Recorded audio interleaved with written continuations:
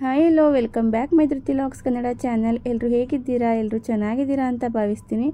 ನಾನಿವತ್ತು ಮಕ್ಕಳು ತುಂಬಾ ಇಷ್ಟಪಟ್ಟು ತಿನ್ನುವಂತಹ ಹೊರಗಡೆ ಸಿಗುವಂಥ ಪರ್ಫೆಕ್ಟಾಗಿ ಫ್ರೆಂಚ್ ಫ್ರೈಸ್ನ ಮನೆಯಲ್ಲೇ ಸುಲಭವಾಗಿ ಹೇಗೆ ಮಾಡೋದು ಅಂತ ನಿಮ್ಮ ಜೊತೆ ಶೇರ್ ಮಾಡ್ತಾ ಇದ್ದೀನಿ. ಬನ್ನಿ ಹೇಗೆ ಮಾಡೋದು ನೋಡೋಣ.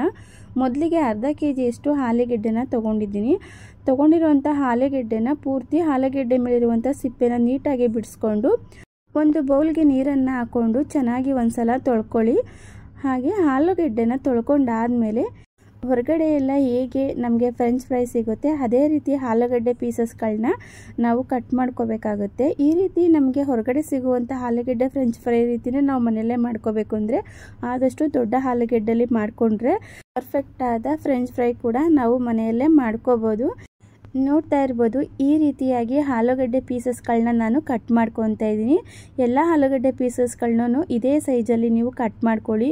ಒಂದು ದಪ್ಪ ಸಣ್ಣ ಆ ರೀತಿ ಕಟ್ ಮಾಡ್ಕೊಳ್ಳೋದು ಬೇಡ. ಒಂದೇ ರೀತಿ ಕಟ್ ಮಾಡಿಕೊಂಡ್ರೆ ನಾವು ಫ್ರೈ ಮಾಡ್ಕೋಬೇಕಾದ್ರೂ ಕೂಡ ತುಂಬಾ ಈಸಿ ಆಗುತ್ತೆ. ನಾವು ಸಣ್ಣ ದಪ್ಪ ಕಟ್ ಮಾಡ್ಕೊಂಬಿಟ್ರೆ ಕೆಲವೊಂದು ಪೀಸಸ್ಗಳೆಲ್ಲ ಸ್ವಲ್ಪ ಸೀದೋದಂಗೆ ಆಗಿಬಿಡುತ್ತೆ ನಾವು ಎಣ್ಣೆಯಲ್ಲಿ ಫ್ರೈ ಮಾಡಬೇಕಾದ್ರೆ. ಹಾಗಾಗಿ ಒಂದೇ ಸೈಜಲ್ಲಿ ಆಲೂಗಡ್ಡೆ ಪೀಸಸ್ಗಳನ್ನ ಕಟ್ ಮಾಡಿಕೊಂಡು ಒಂದೆರಡು ಸಲ ನೀರಲ್ಲಿ ಚೆನ್ನಾಗಿ ತೊಳ್ಕೊಳ್ಳಿ. ನೀರು ಪೂರ್ತಿ ಕ್ಲಿಯರ್ ಆಗಿ ಕಾಣೋವರೆಗೂ ಆಲೂಗಡ್ಡೆನ ಚೆನ್ನಾಗಿ ತೊಳ್ಕೊಳ್ಳಿ. ನಾವು ಆಲೂಗಡ್ಡೆನ ಚೆನ್ನಾಗಿ ತೊಳ್ಕೊಂಡಷ್ಟು ಫ್ರೆಂಚ್ ಫ್ರೈ ಚೆನ್ನಾಗಿರುತ್ತೆ, ಹಾಗೆ ಚೆನ್ನಾಗಿ ಕೂಡ ಬರುತ್ತೆ. ನಾನಿಲ್ಲಿ ಸೈಡ್ಸ್ ಯಾವುದು ವೇಸ್ಟ್ ಮಾಡಿಲ್ಲ. ನಿಮಗೆ ಒಂದೇ ರೀತಿ ಪೀಸಸ್ಗಳು ಬೇಕು ಅಂದರೆ ಸೈಡ್ಸ್ ಎಲ್ಲ ತೆಗ್ದು ಕೂಡ ಮಾಡ್ಕೋಬೋದು, ಇಲ್ಲ ಪರವಾಗಿಲ್ಲ ಅಂದರೆ ಸೈಡ್ಸ್ ಕೂಡ ಹಾಕ್ಕೊಂಡು ಮಾಡ್ಕೋಬೋದು. ನಾನಿವಾಗ ಒಂದೆರಡು ಸಲ ತೊಳ್ಕೊಂಡು ಆಗಿದೆ. ಆಲೂ ಪೀಸಸ್ಗಳೆಲ್ಲ ಮುಳುಗೋವಷ್ಟು ನೀರನ್ನ ಬಿಸಿಗಿಟ್ಟಿದ್ದೀನಿ. ಸೊ ಬಿಸಿಗಿಟ್ಟಿರೋವಂಥ ನೀರಿಗೆ ಎಲ್ಲ ಪೀಸಸ್ಗಳನ್ನೂ ಸೇರಿಸ್ಕೊಂಡು ಒಂದು ಅರ್ಧ ಟೇಬಲ್ ಸ್ಪೂನಷ್ಟು ಉಪ್ಪನ್ನು ಹಾಕ್ಕೊಂಡು ನೀರು ಚೆನ್ನಾಗಿ ಕುದಿ ಬರಬೇಕು ಅಂತ ಏನಿಲ್ಲ, ಒಂದು ಕುದಿನೂ ಬರೋದು ಬೇಡ.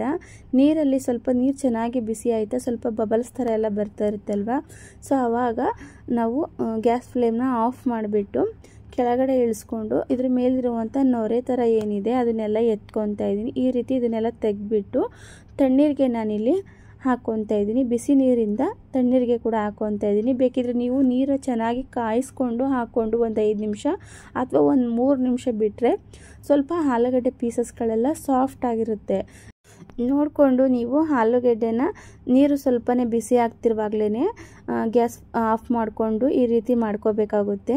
ಆದಷ್ಟು ನಾವು ಬೇಗನೆ ತಣ್ಣೀರಿಗೆ ಕೂಡ ಹಾಕೊಂಡ್ಬಿಡ್ಬೇಕಾಗುತ್ತೆ. ಬಿಸಿ ನೀರಲ್ಲೇ ಜಾಸ್ತಿ ಹೊತ್ತು ಬಿಟ್ಟಷ್ಟು ಆಲೂಗೆಡ್ಡೆ ಪೂರ್ತಿ ಸಾಫ್ಟಾಗಿ ಪೀಸಸ್ಗಳೆಲ್ಲ ಕಟ್ ಆಗಿಬಿಡುತ್ತೆ. ಹಾಗಾಗಿ ಈ ಟೈಮಲ್ಲಿ ಸ್ವಲ್ಪ ಹುಷಾರಾಗಿ ನೋಡಿಕೊಂಡು ಮಾಡ್ಕೋಬೇಕಾಗುತ್ತೆ. ಸ್ವಲ್ಪ ನಾವೇನಾದರೂ ಇಲ್ಲ ಸ್ವಲ್ಪ ಬೇಯಲಿ ಅಂತ ಅಂದರೆ ನಮಗೆ ಪರ್ಫೆಕ್ಟಾಗಿ ಫ್ರೆಂಚ್ ಫ್ರೈಸು ಬರೋದಿಲ್ಲ. ಹಾಗಾಗಿ ಇವಾಗ ತಣ್ಣೀರಿಗೆ ಹಾಕ್ಕೊಂಡು ನಾನು ಆಲೂಗಡ್ಡೆ ಪೀಸಸ್ಗಳನ್ನ ಒಂದು ಕಾಟನ್ ಬಟ್ಟೆ ಮೇಲೆ ಹಾಕ್ಕೊತಾ ಇದ್ದೀನಿ. ಈ ರೀತಿ ಕಾಟನ್ ಬಟ್ಟೆ ಮೇಲೆ ಹಾಕ್ಕೊಂಡು ನಾವೇನು ಇದನ್ನು ಬಿಡಬೇಕು ಜಾಸ್ತಿ ಹೊತ್ತು ಅಂತ ಏನಿಲ್ಲ. ಅದೇ ಬಟ್ಟೆನಲ್ಲೇ ನಾವು ಮೇಲೆಲ್ಲ ಬಟ್ಟೆನಲ್ಲಿ ಸ್ಮೂತಾಗಿ ಸ್ವಲ್ಪ ಈ ರೀತಿ ಒತ್ಕೊಂಡು ಬಿಟ್ಟರೆ ಸಾಕು, ನೀರೆಲ್ಲ ಚೆನ್ನಾಗಿ ಬಟ್ಟೆ ಹೀರ್ಕೊಂಡ್ಬಿಡುತ್ತೆ.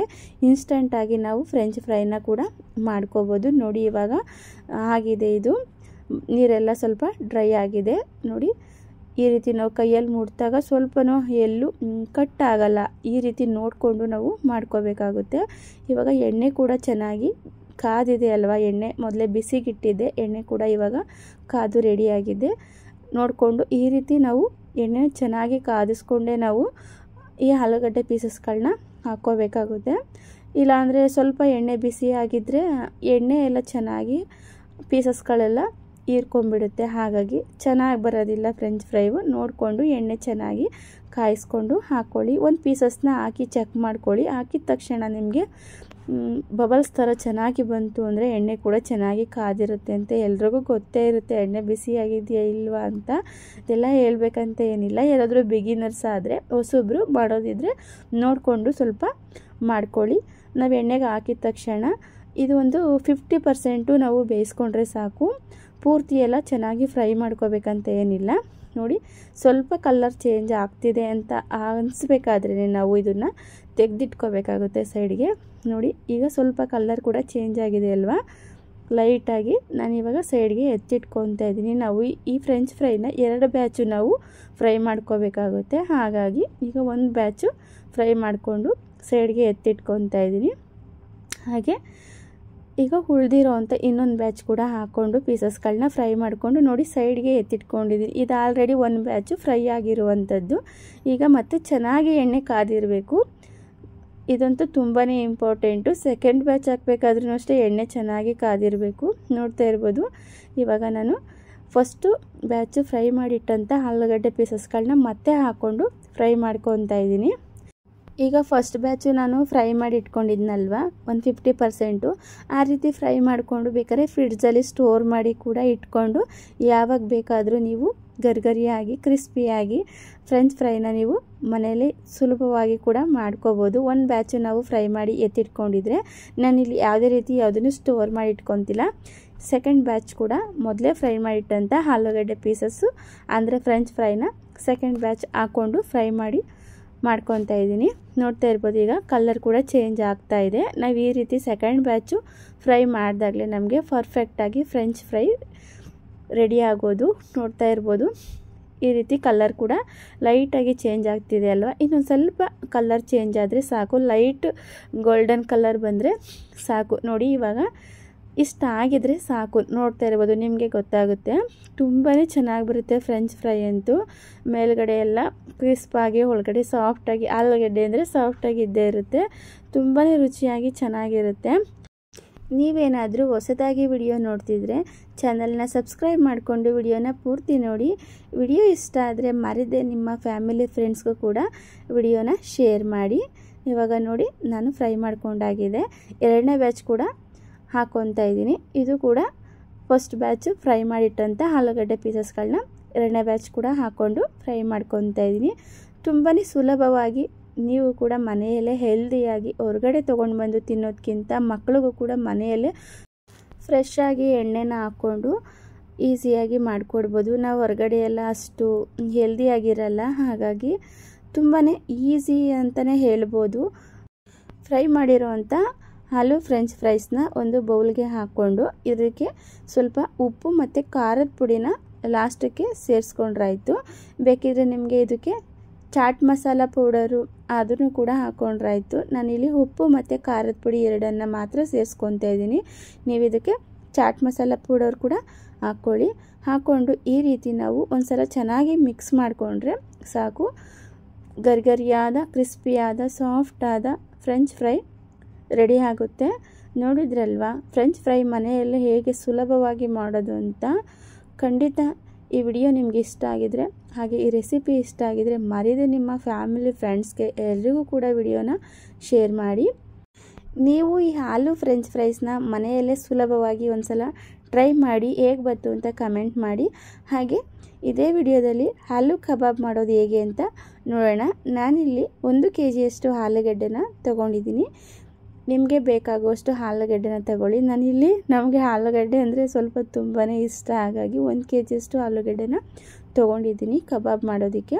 ಆಲೂಗಡ್ಡೆ ಮೇಲಿರುವಂಥ ಸಿಪ್ಪೆನ ನೀಟಾಗಿ ಬಿಡಿಸ್ಕೊಂಡು ಇಲ್ಲಿ ನೀರೊಳಗಡೆ ಹಾಕ್ಕೊಂಡು ಒಂದು ಸಲ ಚೆನ್ನಾಗಿ ತೊಳ್ಕೊತಾ ಇದ್ದೀನಿ. ತೊಳ್ಕೊಂಡಾದಮೇಲೆ ಆಲೂಗಡ್ಡೆನ ಈ ರೀತಿ ಪೀಸಸ್ಗಳನ್ನಾಗಿ ಕಟ್ ಮಾಡ್ಕೊತಾ ಇದ್ದೀನಿ. ಒಂದೇ ಸೈಜಲ್ಲಿ ಕೂಡ ನೀವು ಕಟ್ ಮಾಡ್ಕೋಬೋದು. ನಾನು ಈ ಸೈಜಲ್ಲಿ ಆಲೂಗಡ್ಡೆನ ಕಟ್ ಮಾಡ್ಕೊತಾ ಇದ್ದೀನಿ. ನಿಮಗೆ ಸ್ವಲ್ಪ ದಪ್ಪ ಸೈಜ್ ಬೇಕು ಅಂದರೆ ಇನ್ನೂ ಸ್ವಲ್ಪ ದಪ್ಪ ಕಟ್ ಮಾಡ್ಕೊಳ್ಳಿ, ಅಂದರೆ ಇನ್ನೂ ಸಣ್ಣ ಕಟ್ ಮಾಡೋದು ಬೇಡ. ಈ ಸೈಜಲ್ಲಿ ಕಟ್ ಮಾಡ್ಕೊಳ್ಳಿ. ಈ ಸೈಜ್ ಕಟ್ ಮಾಡಿಕೊಂಡ್ರೆ ಆಲೂ ಕಬಾಬ್ಗೆ ಚೆನ್ನಾಗಿರುತ್ತೆ. ತಗೊಂಡಿರೋವಂಥ ಎಲ್ಲ ಆಲೂಗಡ್ಡೆ ಪೀಸಸ್ಗಳನ್ನು ಕಟ್ ಮಾಡಿಕೊಂಡು ಆಗಿದೆ. ಇವಾಗ ಈ ಆಲೂಗಡ್ಡೆ ಪೀಸಸ್ಗಳನ್ನ ಏನಿಲ್ಲ ಅಂದರೂ 1-2 ಸಲನಾದರೂ ನೀವು ಚೆನ್ನಾಗಿ ತೊಳ್ಕೊಬೇಕಾಗುತ್ತೆ. ನಾವು ಆಲೂಗಡ್ಡೆನ ಚೆನ್ನಾಗಿ ತೊಳ್ಕೊಂಡಷ್ಟು ನಮಗೆ ರುಚಿ ಇರುತ್ತೆ. ಹಾಗಾಗಿ 1-2 ಸಲ ಚೆನ್ನಾಗಿ ತೊಳ್ಕೊಂಡಾದಮೇಲೆ ನೀರನ್ನ ಬಿಸಿಗಿಟ್ಟಿದ್ದೆ ಆಲೂ ಪೀಸಸ್ಗಳನ್ನ ಎಲ್ಲ ಸೇರಿಸ್ಕೊತಾ ಇದ್ದೀನಿ. ಇಲ್ಲಿ ಒಂದು ಅರ್ಧ ಟೇಬಲ್ ಸ್ಪೂನಷ್ಟು ರುಚಿಗೆ ತಕ್ಕಷ್ಟು ಅಂದರೆ ಆಲೂಗಡ್ಡೆಗೆ ಬೇಕಾಗುವಷ್ಟು ಉಪ್ಪನ್ನು ಸೇರಿಸ್ಕೊತಾ ಇದ್ದೀನಿ. ನಾನು ಈ ರೀತಿ ಉಪ್ಪನ್ನು ಹಾಕ್ಕೊಂಡು ಬೇಯಿಸ್ಕೊಳ್ಳೋದ್ರಿಂದ ನಾವು ಈ ಆಲೂ ಕಬಾಬ್ ತಿನ್ನಬೇಕಾದ್ರೆ ರುಚಿಯಾಗಿ ಚೆನ್ನಾಗಿರುತ್ತೆ. ಹಾಗಾಗಿ ನೋಡಿ ಈ ರೀತಿ 1-2 ಕುದಿ ಬರ್ತಿದ್ದಾಗಲೇ ನಾವು ಗ್ಯಾಸ್ನ ಆಫ್ ಮಾಡಿಕೊಂಡು ಒಂದು ಪ್ಲೇಟ್ಗೆ ಎಲ್ಲ ಆಲೂಗಡ್ಡೆ ಪೀಸಸ್ಗಳನ್ನೂ ಎತ್ತಿಟ್ಕೊತಾ ಇದ್ದೀನಿ. ನಾವು ನೀರಿನಲ್ಲೇ ಕೂಡ ಬಿಡಬಾರ್ದು, ಈಗ ಜಾಸ್ತಿ ಸಾಫ್ಟಾಗಿ ಬೆಂದ್ಕೊಂಬಿಡುತ್ತೆ ಆಲೂಗಡ್ಡೆ. ಹಾಗಾಗಿ ನಮಗೆ ಅಷ್ಟು ಆಲೂಗಡ್ಡೆ ಕಬಾಬ್ ಮಾಡೋದಕ್ಕೆ ಪರ್ಫೆಕ್ಟಾಗಿ ಚೆನ್ನಾಗಿ ಬರೋದಿಲ್ಲ, ಜಾಸ್ತಿ ಬೆಂದೋಗ್ಬಿಟ್ರೆ. ಏನಕ್ಕೆ ಈ ಪ್ರೊಸೀಜರ್ ಫಾಲೋ ಮಾಡೋದು ಅಂದರೆ, ನಾವು ಎಣ್ಣೆಯಲ್ಲಿ ಫ್ರೈ ಮಾಡ್ಕೋಬೇಕಾದ್ರೆ ಸ್ವಲ್ಪ ಟೈಮ್ ಹಿಡಿಯುತ್ತೆ. ಆಲೂಗಡ್ಡೆ ಕೂಡ ಒಳಗಡೆ ಎಲ್ಲ ಚೆನ್ನಾಗಿ ಎಣ್ಣೆಯಲ್ಲಿ ಫ್ರೈ ಕೂಡ ಆಗಿರೋದಿಲ್ಲ. ಈ ರೀತಿ ನಾವು ಫಾಲೋ ಮಾಡೋದ್ರಿಂದ ರುಚಿಯಾದ ಆಲೂ ಕಬಾಬ್ ಕೂಡ ಚೆನ್ನಾಗಿ ಇರುತ್ತೆ. ಹಾಗಾಗಿ ಈಗ ಆಲೂಗಡ್ಡೆ ಪೀಸಸ್ಗಳನ್ನೆಲ್ಲ ಒಂದು ಪ್ಲೇಟ್ಗೆ ಹಾಕ್ಕೊಂಡು ಸೈಡ್ಗೆ ಎತ್ತಿಟ್ಬಿಟ್ಟು ಒಂದು ಬೌಲ್ಗೆ 1 ಟೇಬಲ್ ಸ್ಪೂನು ಬೆಳ್ಳುಳ್ಳಿನ ಜಜ್ಜಿ ಸೇರಿಸ್ಕೊಂಡಿದ್ದೀನಿ. ಇದರ ಬದಲಾಗಿ ಬೆಳ್ಳುಳ್ಳಿ ಮತ್ತು ಶುಂಠಿನ ಎರಡೂ ನೀವು ಪೇಸ್ಟ್ನ ಮಾಡಿಕೊಂಡು ಕೂಡ 1 ಟೇಬಲ್ ಸ್ಪೂನಷ್ಟು ಸೇರಿಸ್ಕೊಳ್ಳಿ. ಅದ್ರ ಜೊತೆಗೆ ಒಂದು 5 ರಿಂದ 6 ಹಸಿರುಮೆಣಸಿನ್ಕಾಯಿನ ಕಟ್ ಮಾಡಿ ಸೇರಿಸ್ಕೊಂಡಿದ್ದೀನಿ. ನಂತರ ಸ್ವಲ್ಪ ಕರಿಬೇವಿನ ಸೊಪ್ಪು ಕಟ್ ಮಾಡಿ ಹಾಕ್ಕೊಂಡಿದ್ದೀನಿ. ಸ್ವಲ್ಪ ಕೊತ್ತಂಬರಿ ಸೊಪ್ಪು, ಒಂದು ಅರ್ಧ ಟೇಬಲ್ ಸ್ಪೂನಷ್ಟು ಗರಂ ಮಸಾಲ, ಒಂದು ಅರ್ಧ ಟೇಬಲ್ ಸ್ಪೂನಷ್ಟು ಜೀರಿಗೆ ಪುಡಿ, ಹಾಗೆ ಒಂದು ಅರ್ಧ ಟೇಬಲ್ ಸ್ಪೂನಷ್ಟು ಒಣ ಶುಂಠಿ ಪೌಡರು. ನಾನಿಲ್ಲಿ ಬೆಳ್ಳುಳ್ಳಿ ಜಜ್ಜಿ ಹಾಕ್ಕೊಂಡಿದ್ದೆ, ಹಾಗೆ ಒಣ ಶುಂಠಿ ಪೌಡರ್ನ ಹಾಕ್ಕೊಂಡಿದ್ದೀನಿ.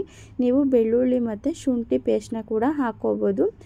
1 ಟೇಬಲ್ ಸ್ಪೂನಷ್ಟು ಖಾರದ ಪುಡಿ, ಹಾಗೆ ಅರ್ಧ ಟೇಬಲ್ ಸ್ಪೂನಷ್ಟು ಸಾಂಬಾರು ಮಸಾಲ ಪೌಡರ್ನ ಹಾಕ್ಕೊಂಡಿದ್ದೀನಿ. ಇದ್ರ ಜೊತೆಗೆ ಒಂದು 10 ಕಾಳಷ್ಟು ನಿಂಬೆ ಉಪ್ಪು ಅಂತ ಏನು ಹೇಳ್ತೀವಿ, ನಿಂಬೆ ಉಪ್ಪಿನ ಕಾಳನ್ನ ಹಾಕ್ಕೊಂಡಿದ್ದೀನಿ. ನೀವು ನಿಂಬೆಹಣ್ಣಿದ್ರೆ ಕೂಡ ಒಂದು ಅರ್ಧ ಹುಳು ನಿಂಬೆಹಣ್ಣ ಹಾಕ್ಕೊಳ್ಳಿ, ಇಲ್ಲ ನಿಮಗೆ ಬೇಡ ಅನಿಸಿದ್ರೆ ಬೇಡ. ಹಾಗೆ ಒಂದು 2 ರಿಂದ 3 ಟೇಬಲ್ ಸ್ಪೂನಷ್ಟು ಕಾರ್ನ್ ಫ್ಲೋರ್ನ ಹಾಕ್ಕೊಂಡಿದ್ದೀನಿ. ಜೋಳದ ಹಿಟ್ಟು, ಮುಸ್ಕಿನ ಜೋಳದ ಹಿಟ್ಟು ಏನು ಬರುತ್ತೆ ಅದು ಹಾಕ್ಕೊಂಡು ರುಚಿಗೆ ತಕ್ಕಷ್ಟು ಉಪ್ಪನ್ನು ಹಾಕ್ಕೊಂಡು, ನಾನಿಲ್ಲಿ ಯಾವುದೇ ರೀತಿ ಕಬಾಬ್ ಪೌಡರ್ನ ಯಾವುದು ಹಾಕ್ಕೊಂಡಿಲ್ಲ. ಯೂಶ್ವಲಿ ಮನೇಲಿ ಇರುವಂಥ ಇಂಗ್ರೀಡಿಯೆಂಟ್ಸ್ ಪೌಡರ್ಗಳನ್ನ ಹಾಕ್ಕೊಂಡು ನಾನು ಮಾಡ್ಕೊಂಡಿದ್ದೀನಿ.